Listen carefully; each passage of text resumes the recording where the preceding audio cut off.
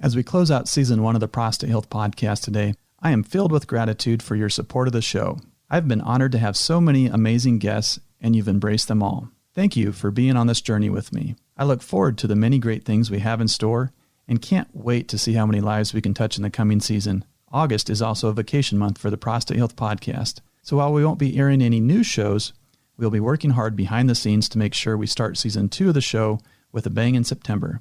I've got some exciting new interviews to conduct, and I can't wait to bring them to you in Season 2, which kicks off September 3rd.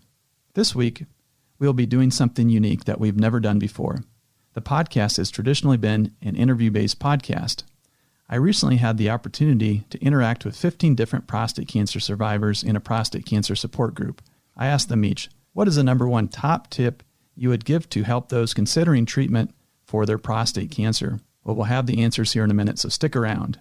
And we will get right into it as soon as we get back from thanking our sponsor today, the Confidence Clamp, the all-new male incontinence external device, which is comfortable and easy to use, giving men the freedom to go about their daily activities with confidence. The Confidence Clamp will reduce or eliminate the need for pads and guards, saving you a fortune in incontinence supplies. It is available now on Amazon.com. Just search for Confidence Clamp. Listeners of the Prostate Health Podcast will appreciate a 20% discount by simply entering in the code CLAMPNOW during checkout on Amazon. Again, that is CLAMPNOW.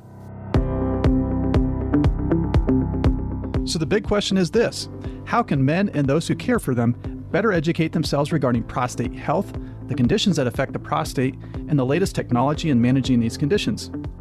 That is the question, and this podcast will provide the answers. On a weekly basis, we will be chatting with experts, innovators, and leaders in the field of urology, sharing useful information with the general public to improve their lives and increase their overall health. My name is Dr. Garrett Pohlman, and welcome to the Prostate Health Podcast.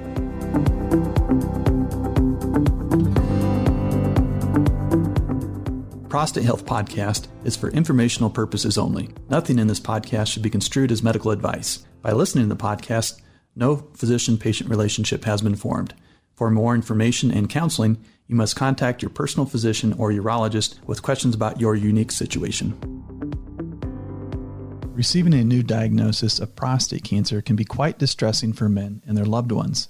Many are thinking, what do I do now? And what are my options?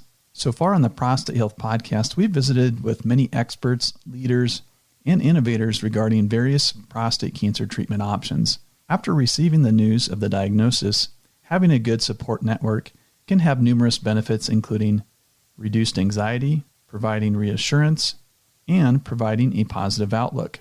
While family and friends are wonderful, they may not always completely understand what you're going through.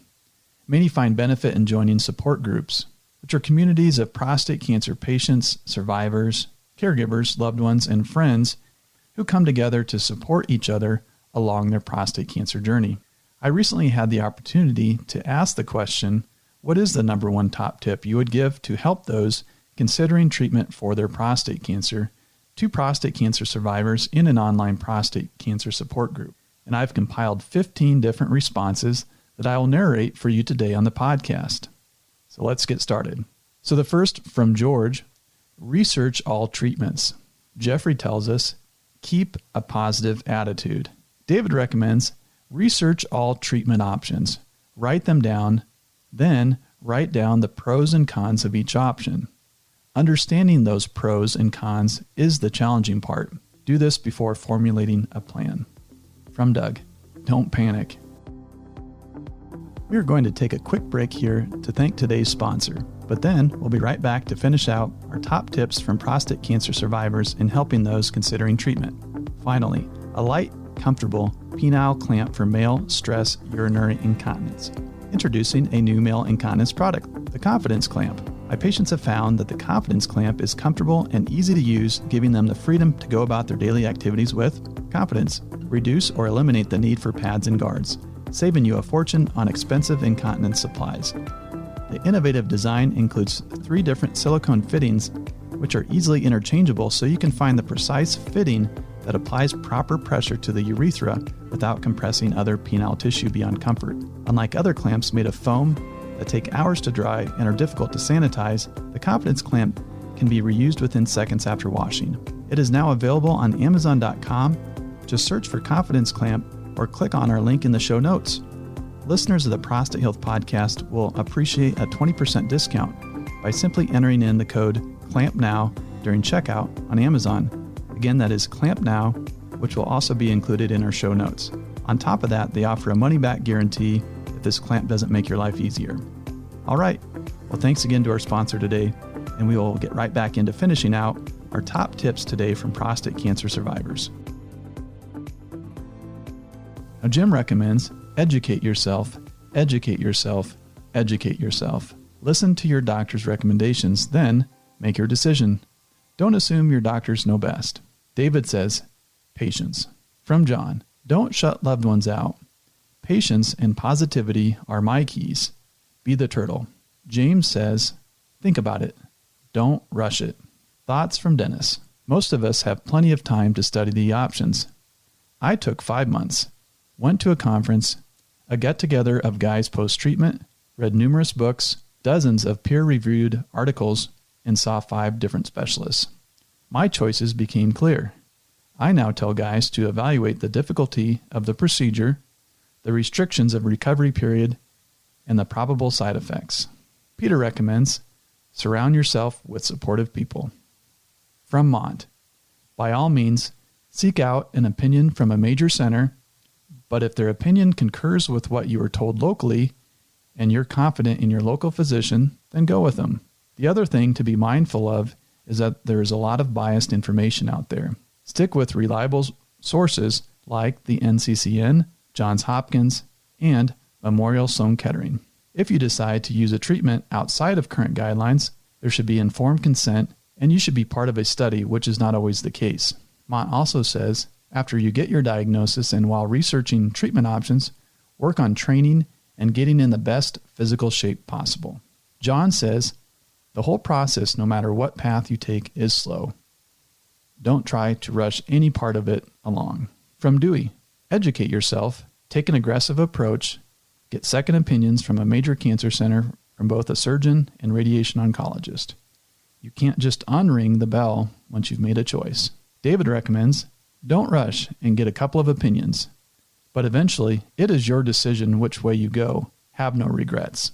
And lastly, Tony recommends, educate yourself as best you can. Educated decision-making is much better than emotional decision-making. Wow.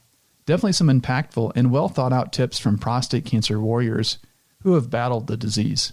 We really appreciate them taking the time to help others. Well, that wraps up our 15 tips today from prostate cancer survivors. For those of you who are newly diagnosed, I hope you're able to gain some value from this.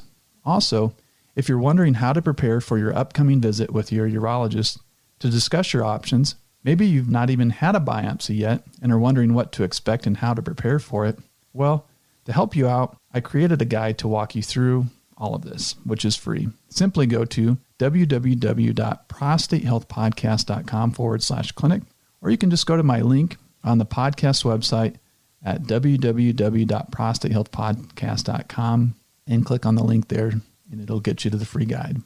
Also, if you're looking for another awesome podcast, I recently had the opportunity to be a guest on the We Have Cancer podcast, episode 154, where I was interviewed about prostate cancer.